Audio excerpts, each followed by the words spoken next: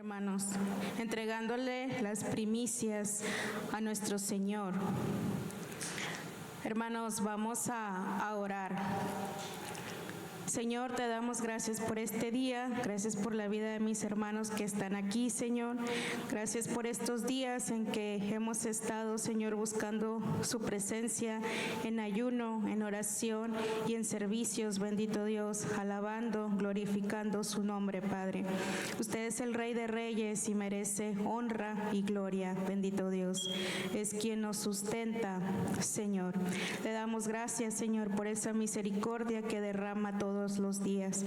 Le pido, Señor, por mis hermanos y por mí, que podamos entender, Señor, lo que usted quiere decirnos, Señor, de una manera clara, en lo que ya dejó escrito, bendito Dios, hace muchos años. Le doy gracias, Señor, en este día y le pido, Señor, que sea usted conmigo y que sea usted el que hable, Padre bendito. Le damos honra y gloria, Señor. En el nombre de Jesús le pedimos esto. Amén. Amén, hermanos. Bueno, vamos a iniciar abriendo la escritura en el libro de Lucas. Vamos a estar leyendo primero del 41 al 44. Lucas capítulo 12, vamos a iniciar en el versículo 41 con un amén cuando ya lo tenga. Aquí tenemos las pantallas, hermanos, de apoyo para también leer los versículos. Amén, hermanos. Vamos a leer Lucas 12, 41 al 44, en el nombre del Padre, del Hijo y del Espíritu Santo. Entonces Pedro le dijo: Señor, ¿dices esta parábola a nosotros o también a todos? Y dijo el Señor: ¿quién es el mayordomo fiel y prudente, al cual su Señor pondrá sobre su casa para que a su tiempo les dé su ración? Bienaventurado aquel siervo al cual cuando su Señor venga le halle haciendo así. En verdad os digo que le pondrá sobre todos sus bienes. Podemos tomar nuestro lugar, hermanos. Como empezamos leyendo, hermanos, Pedro hace esta pregunta al Señor: ¿a quién dices esta parábola? ¿A nosotros o también a todos? Recordemos, hermanos, que Pedro era un pescador, era un hombre común de carácter recio, y la palabra, hermanos, lo menciona en Hechos capítulo 4, y usted en su casa puede leer el capítulo completo, en donde ahí, hermanos, lo conocían como un hombre sin letras y del vulgo. Pero esto era antes de conocer a Jesús. En el capítulo 4 de Hechos, Pedro y Juan están ante el concilio, y entonces ahí nos dice que Pedro estaba lleno del Espíritu Santo y comienza su discurso, hermanos, y ahora él habla con ese denuedo, con valentía, habla con arrojo, defendiendo lo que se le había dado y lo que él había creído. Entonces, cuando Pedro hace esta pregunta al Señor, todavía estaba en el proceso de aprendizaje, porque muchas veces Jesús hablaba a sus discípulos y ellos no le entendían lo que él quería decir. Pero a su tiempo, hermanos, a los discípulos les fue abierto el entendimiento y así pudieron comprender las Escrituras. Entonces los discípulos se acercaban a Jesús y le decían, le preguntaban: ¿por qué les hablas por parábolas? Entonces Jesús les respondió: porque a vosotros os es dado saber los misterios del reino de los cielos, mas a ellos no les es dado. La palabra parábola, hermanos, viene del hebreo mashal, que es una forma de enseñanza en el judaísmo que compara o que desarrolla una comparación para ilustrar una verdad. Básicamente, parábola significa comparar. Entonces, conecta estos elementos terrenales con verdades espirituales. Había mucha gente, hermanos, que no creía en Jesús y que estaba en una ceguera espiritual. Y Los estudiosos, hermanos, o los teólogos mencionan que Jesús hacía este acto de hablar por parábolas ante la multitud por dos cosas. Uno, porque era un acto de juicio, hermanos. Él los mantuvo en esa oscuridad porque el hombre amaba más la oscuridad que a la luz. Y el otro, hermanos, era que era un acto de misericordia para que no se condenaran más. ¿Okay? Y esto es hablando de los incrédulos. Ahora, la habilidad, hermanos, para comprender esa verdad espiritual nos la da el Señor de una manera soberana. A los elegidos, el Señor les da ese don de entender esa verdad espiritual que Él quiere decir. Si estamos, hermanos, nosotros en incredulidad o si estamos en rebelión, no vamos a poder ver esa verdad espiritual.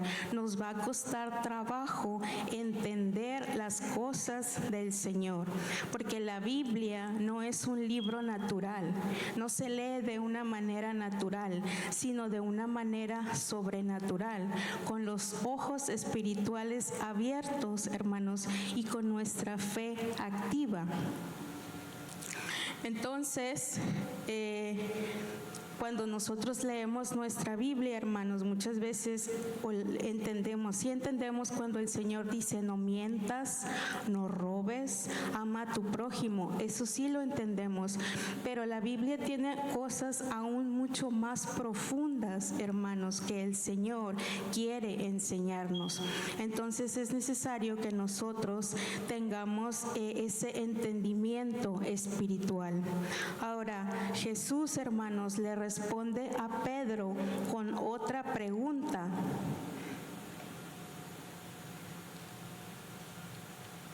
Y dice, ¿quién es el mayordomo fiel y prudente al cual su señor pondrá sobre su casa para que a su tiempo le dé su ración? Un mayordomo, hermanos, es un administrador fiel y responsable de los bienes y de los asuntos de otra persona. Un mayordomo no es el dueño, un administrador no es el dueño.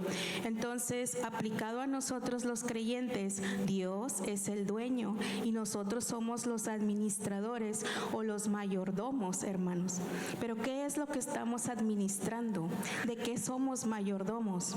Pues de todo lo que el Señor nos ha dado, empezando por nuestro cuerpo, nuestra mente, la familia que el Señor ha dado, los hijos, el esposo, la esposa, el tiempo, hermanos, que hemos vivido en esta tierra, si lo hemos aprovechado o lo hemos desaprovechado. Eso es administrar nuestros días, administrar nuestro tiempo, si lo perdemos en cosas que no edifican o si lo usamos provechosamente para conocerle a Él y para darlo a conocer a Él a los que no lo conocen. Entonces, también somos administradores de este lugar en donde vivimos, de esta tierra que el Señor nos ha dado para vivir, de todo lo que usted ve a su alrededor, los árboles, la tierra, el aire, las plantas, las estrellas, el sol, todo eso, hermanos, es del Señor. La creación es del Señor, no es del hombre.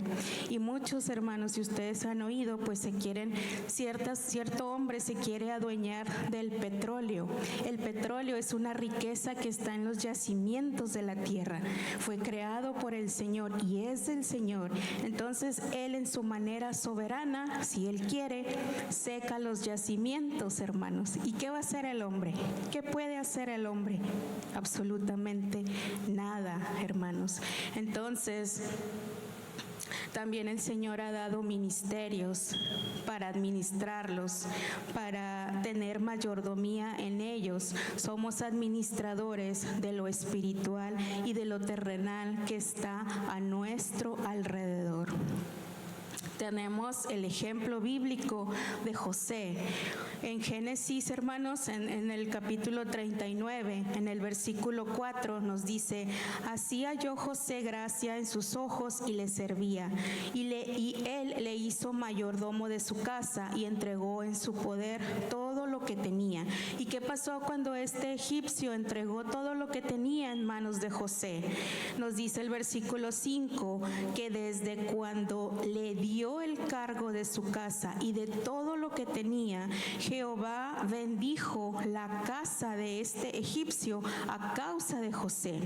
Y la bendición de Jehová estaba sobre todo lo que tenía, así en la casa como en el campo. José era un hombre fiel, era un hombre diligente, era un hombre responsable que hacía su trabajo cuando correspondía, no cuando le daba la gana.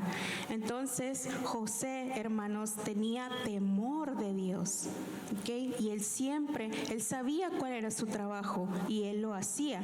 Entonces, hermanos, nosotros podemos saber el pensamiento de Jesús sobre este tipo de siervos, que es lo que acabamos de leer ahí en Lucas 12:43. Bienaventurado aquel al cual cuando su Señor venga lo halle trabajando, lo halle haciendo los negocios fielmente del Padre, hermanos.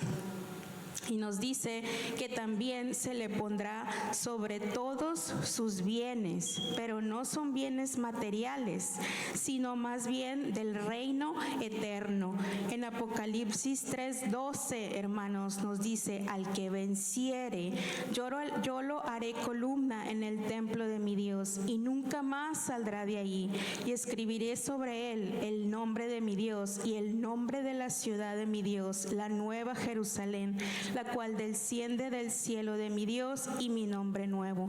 Está hablando de un lugar inconmovible, eterno y seguro en la presencia de Dios. Y en ese día el Señor nos va a imprimir completamente su carácter, y entonces nosotros seremos perfectos, porque en ese día ya no tendremos ni arruga ni mancha.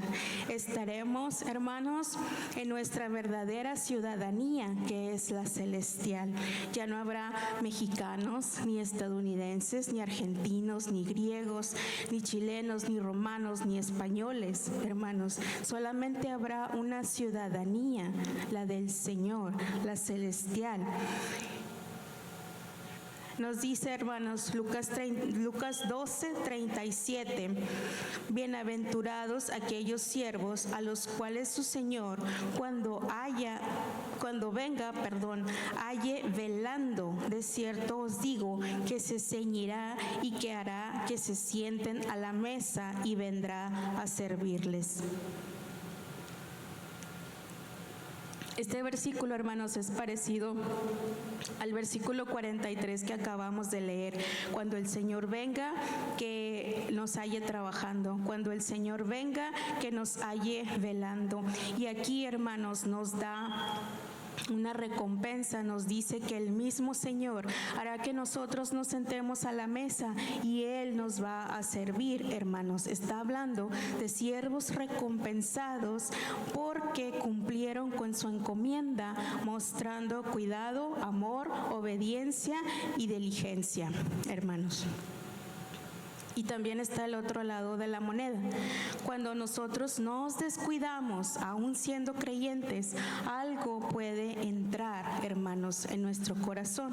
Y lo vamos a leer ahí en Lucas, en el versículo 45. Vamos a leer el 45 y 46 de Lucas 12. Nos dice: mas si aquel siervo dijere en su corazón, mi señor tarda en venir, y comenzare a golpear a los criados y a las criadas, y a comer y beber y embriagarse, vendrá el señor de aquel siervo en día que éste no espera y a la hora que no sabe, y le castigará duramente y le pondrá con los infieles. Ahora, hermanos, está hablando de un hombre que tiene un pensamiento propio, que tiene una opinión propia y que tal vez está cansado de esperar que su Señor venga. Por eso, mientras aprovecha el tiempo para pecar.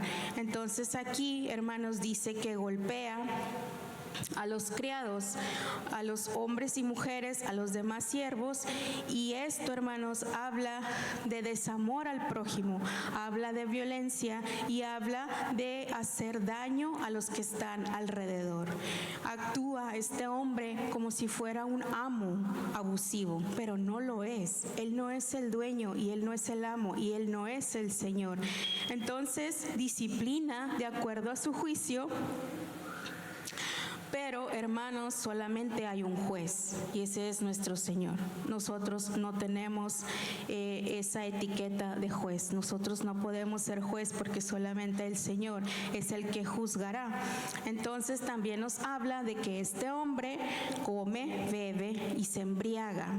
Habla de que le da rienda suelta a su carne para vivir, hermanos, para sí mismo y busca su comodidad y busca su placer. Este hombre está ebrio y la Biblia advierte sobre el alcohol. Y eso también lo podemos leer ahí en Proverbios, en el capítulo 23, en el versículo 31 y 32, nos dice: no mires al vino cuando rojea, cuando resplandece su color en la copa, se entra suavemente, mas al fin como serpiente morderá y como áspid dará dolor. Entonces viene una consecuencia ahí en el versículo 33. Tus ojos mirarán cosas extrañas y tu corazón hablará perversidades. Esto, hermanos, se debe porque el alcohol es un depresor del sistema nervioso, porque afecta la actividad cerebral y eso, hermanos, afecta el juicio, el equilibrio y la memoria de una persona. El alcohol muchas veces va a sacar lo peor de las personas, hermanos.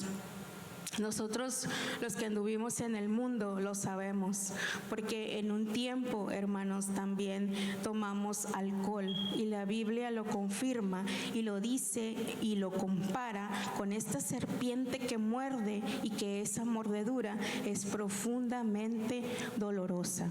Y yo les puedo decir, hermanos, que después de, 38 años, 40 años, hermanos, tengo 47, yo tengo en mi cabeza vivamente, gráficamente las imágenes de mi abuelo y de mi papá borrachos, hermanos. El alcohol transforma a las personas y ellos eran transformados y yo era una niña, pero me acuerdo, mi papá se desinhibía y era completamente otra persona. Mi abuelo se volvía agresivo, maldiciente y hería a mi abuela con sus palabras.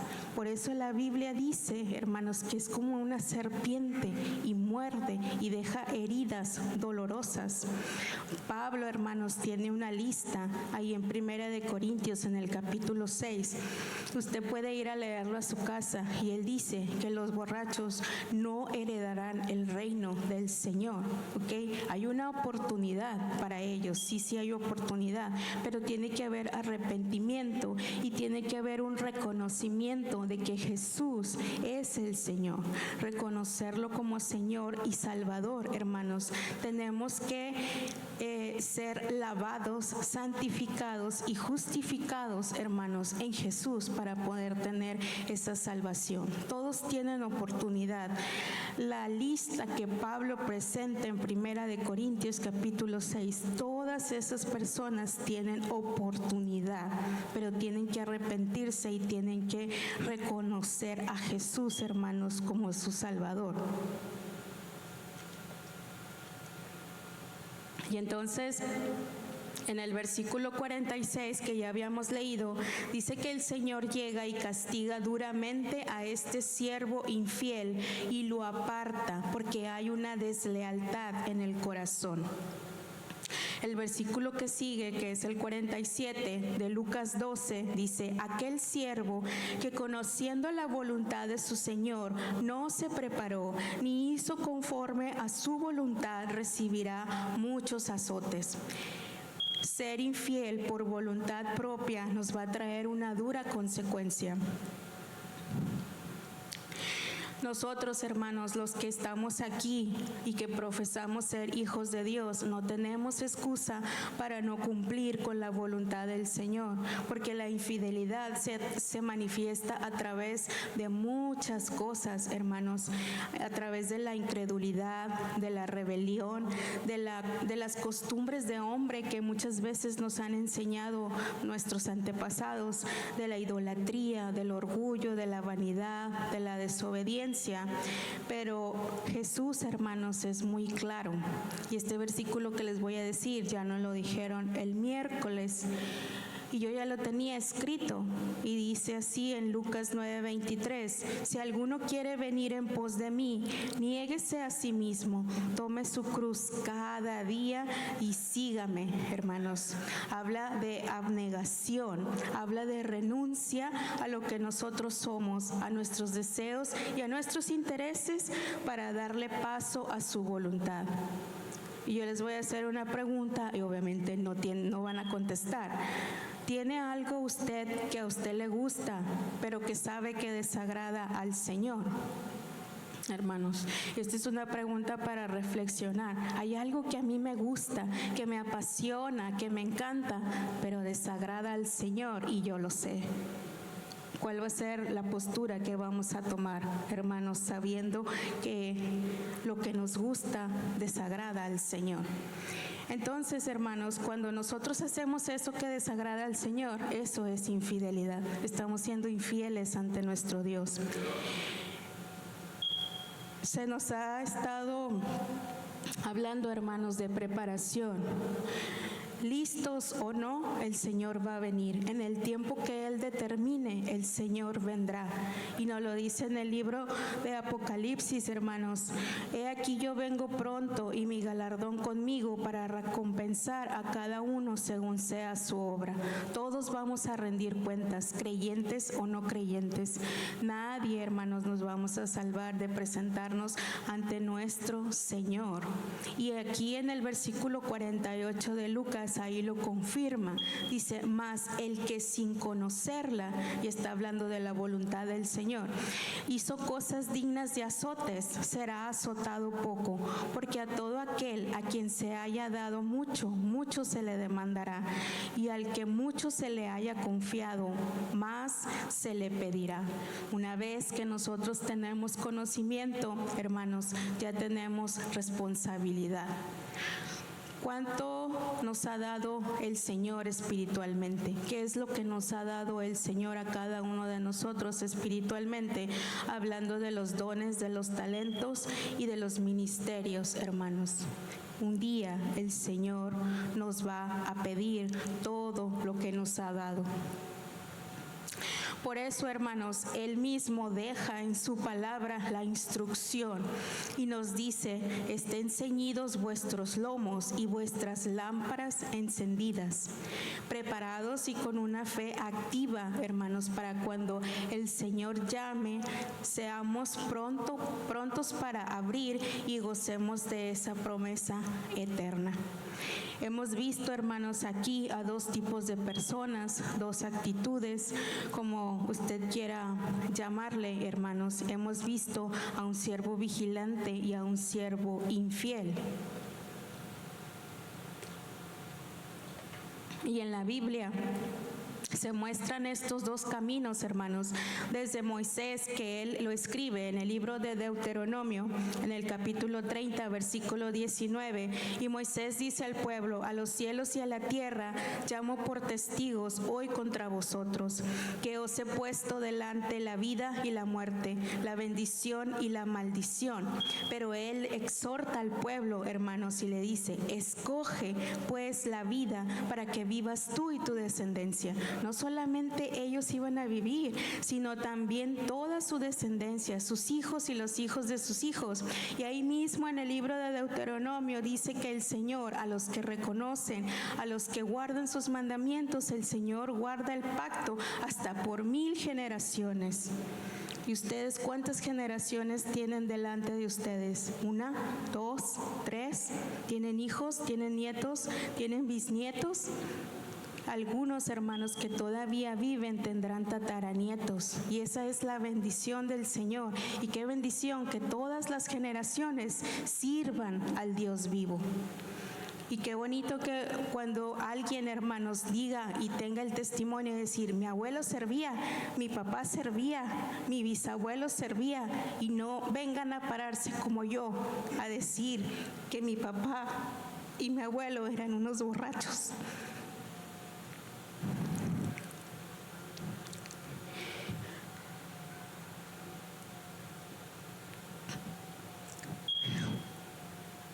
Eso se queda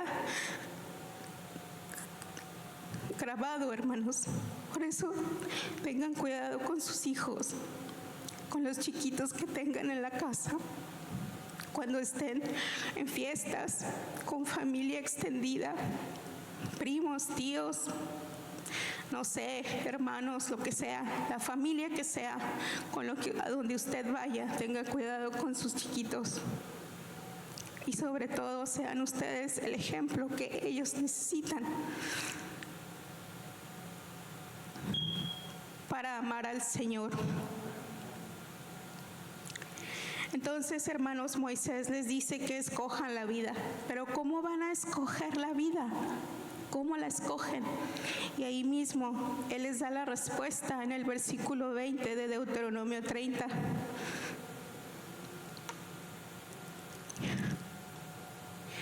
Amando a Jehová tu Dios, atendiendo a su voz y siguiéndole a Él, porque Él es vida para ti y prolongación de tus días. Él es vida para ti y prolongación de tus días. Y luego les dice: a fin de que habites sobre la tierra que juró Jehová a tus padres, Abraham, Isaac y Jacob, que les había de dar. Ellos tenían una promesa de una tierra física, de una tierra que estaba en este mundo, pero nosotros tenemos la promesa de una tierra celestial y eterna, hermanos. Y siempre vamos a tener frente a nosotros, mientras estemos en este mundo lleno de corrupción y de maldad, siempre vamos a tener enfrente de nosotros dos caminos, aún siendo creyentes. Y de nosotros depende, hermanos, cuál es la decisión que vamos a tomar, qué camino es el que vamos a seguir, si vamos a ser vigilantes o vamos a estar dormidos, si vamos a ser fieles o infieles, si vamos a estar fríos o calientes, si vamos a estar muertos espiritualmente o vivos, si vamos a ser rebeldes o vamos a ser obedientes, si vamos a ser creyentes o incrédulos, porque Jesús también lo dice ahí en el libro de Juan: el que cree en el Hijo tiene vida eterna, pero el que se rehúsa a creer en el Hijo no verá la vida, sino que verá la ira de Dios sobre él. La palabra de esta noche es de reflexión, hermanos, porque todos nosotros los que somos creyentes ya no somos inocentes de todo lo que se nos ha dado a conocer. ¿Cuántos años tenemos en esta iglesia, hermanos? Mi esposo y yo vamos a cumplir 8 años, y desde hace 8 años, hermanos, el Señor ha dado palabra. Todos estos años el Señor ha dado instrucción. Y entonces ya no somos inocentes de todo lo que hemos leído, de todo lo que hemos aprendido y de todo lo que confesamos con nuestra boca, hermanos. Entonces, Pablo les escribe a los corintios y les dice: examinaos a vosotros mismos. Si estáis en la fe, probaos a vosotros mismos. ¿O no os conocéis a vosotros mismos que Jesucristo está en vosotros, a menos que estéis reprobados? Cada uno, hermanos, de nosotros sabe qué es lo que nos falta. Y el Señor nos ha dado este nuevo tiempo, hermanos, este nuevo año. Tenemos 10 días, hermanos, de 2026.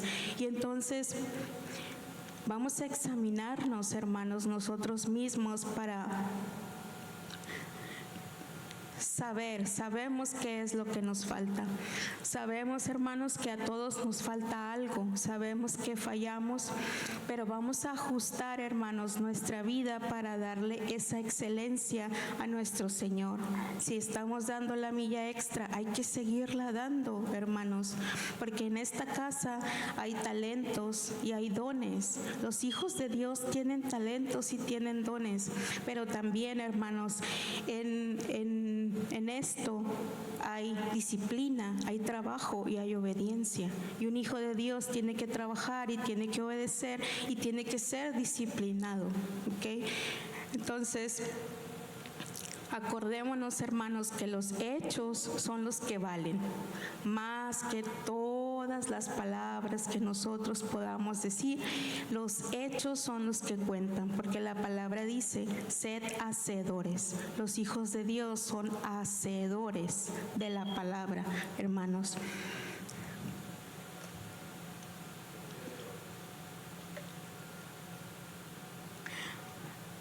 Nos decía nuestra hermana Cindy que en la Biblia hay muchos hombres y mujeres que vencieron, que lucharon y que perseveraron, que tuvieron la victoria. Pero yo aquí, hermanos, en esta casa también veo hombres y mujeres que luchan, veo hombres y mujeres que perseveran, veo hombres y mujeres que buscan al Señor. La mayoría de ustedes ha estado aquí toda la semana. Tenemos 6 días aquí, hermanos, y yo allá atrás en donde estoy tomo la asistencia de todos ustedes para después a fin de año yo poder tener una estadística, hermanos, y saber los porcentajes de asistencia de cada uno de ustedes. Y esto es para control y para estructura, hermanos, de este templo. Pero la mayoría de ustedes han estado aquí toda la semana dándole al Señor las primicias. Y habla de un corazón agradecido, hermanos, por todo lo que el Señor les ha dado a ustedes en lo espiritual y en lo material. Porque es la voluntad de Él, hermanos, que nosotros estemos aquí. Todos tenemos procesos. Unos, hermanos, tienen los procesos más rápido y otros más lento. El día de ayer tuvimos una predicación de mucho poder, hermanos, y el que tiene los ojos abiertos va a poder ver el poder del Señor y una fe activa, que es la de nuestro hermano Adrián, que está en una cama de hospital en este momento y está por iniciar su proceso a donde el Señor lo va a llevar, pero él está ahí firme y confiando en el Dios, hermanos, que lo creó. También tenemos a nuestra hermana Rosa, que pasó por el mismo proceso hace meses, y ella, hermanos, en su boca tenía ese procedimiento de radioterapia. Es algo que quema, porque la boca es algo muy sensible, las encías y todo lo que tenemos, hermanos, las paredes bucales, todo eso es muy sensible. Pero ella, hermanos, yo que hago los audios de Pan de Vida, nunca falló un audio de Pan de Vida, aún y cuando ella estaba con su boca, hermanos, pues quemada, literalmente. Ella, hermanos, me enseñó también la fe, y yo me decía a mí misma: hermana Rosa, me pusiste la vara bien alta. Si tú puedes, pues yo también puedo. Aunque, hermanos, a veces este cuerpo no nos da para más, la verdad. Este cuerpo es débil, pero aquí se va a quedar. Y lo que el Señor va a recoger es nuestra alma y nuestro espíritu, hermanos. El Señor viene, Cristo viene, y cuando eso suceda, hermanos, nos encuentre como siervos diligentes, hermanos, vigilantes, porque Él nos sigue amando, Él sigue abogando por nosotros, y como nos han dicho, nada nos va a separar de su amor. sino que somos nosotros los que a veces nos separamos por nuestras cosas carnales. Pero si este año, hermanos, o si estos años ha estado usted agarrado con una sola mano del Señor, pues ahora en este año agárrese con las dos manos del Señor, hermanos, para que usted pueda cumplir el propósito que Él tiene para usted, porque Él da un propósito de vida, hermanos. Él nos ama incondicional, infinitamente. Él es Dios y nunca va a cambiar. Nosotros, los creyentes, no tenemos otro lugar a donde ir, porque como lo dice la Biblia, hay camino de vida y de muerte, y aquí nada más tenemos o el mundo o Jesús. ¿Qué es lo que vamos a escoger? Nosotros ya escogimos a Jesús, entonces hay que seguir ese camino, porque ya no hay otro lugar a donde ir para nosotros. Si nos vamos al mundo, nos vamos a morir. Entonces, hermanos, pues en esta palabra de reflexión, las luchas y las pruebas van a seguir, pero Pablo, hermanos, escribe para darnos ánimo, y con esto ya los voy a dejar. Nos dice: atribulados pero no angustiados, en apuros mas no desesperados, perseguidos mas no desamparados, derribados pero no destruidos. No estamos destruidos, hermanos, porque servimos a un Dios de poder, hermanos, a un Dios de gracia, de misericordia y de amor, al Dios que mandó a su Hijo a que muriera en la cruz. Y ahora ya nosotros ya no somos cercanos, sino que la sangre de Cristo nos hizo cercanos y fuimos injertados en ese olivo original por la obra redentora de nuestro Señor. Entonces, hermanos, esta ha sido la palabra. Vamos a meditar en ella, a reflexionar, a seguir adelante, porque hay mucho trabajo en la obra del Señor, hermanos, y Él es el que nos va a guiar y nos va a fortalecer. Que venga lo que venga en este 2026, estemos plantados firmemente, así como nos han enseñado nuestros hermanos Jiménez, que están en el hospital, nuestra hermana Rosa, que es una victoriosa, hermanos, del cáncer, y así nosotros, el Señor también nos responderá, hermanos. Que Dios les bendiga y les dejo lugar al pastor.